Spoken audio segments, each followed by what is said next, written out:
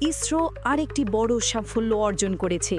রবিবার ২রা নভেম্বর ২০২৫ তারিখে ভারতীয় মহাকাশ গবেষণা সংস্থা শক্তিশালী LVM-3M5 রকেট ব্যবহার করে শ্রীহরিকোটা থেকে ভারতীয় মাটি থেকে উৎক্ষেপিত সবচেয়ে ভারী যোগাযোগ উপগ্রহ ৪,৪১০ কেজি ওজনের CMS-03 বা GSAT-7R সাফল্যের সাথে উৎক্ষেপণ করেছে।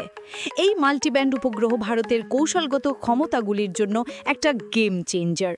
CMS-03 GSAT-7 রুক্মিণীর পরিবর্তে ভারতীয় নৌবাহিনীর জন্য একটি নিবেদিত সম্পদ।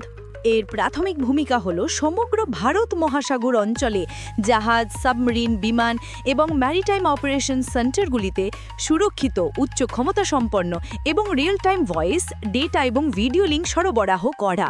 সমুদ্র নজরদারি এবং নিরাপত্তার জন্য এই শক্তিশালী জ্যাম প্রুফ যোগাযোগ ব্যাকবোন অত্যন্ত গুরুত্বপূর্ণ।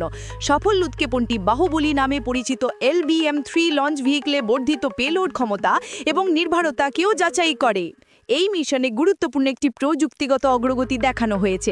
C-25 ক্রায়োজেনিক আপার স্টেজ ইঞ্জিনের সফল রি-ইঞ্জিন। এই ক্ষমতা ভবিষ্যৎ জটিল কক্ষপথ মিশন এবং আগন্য গগনযান মানব সমাজ শূন্য ফ্লাইট প্রোগ্রামের জন্য অপরিহার্য।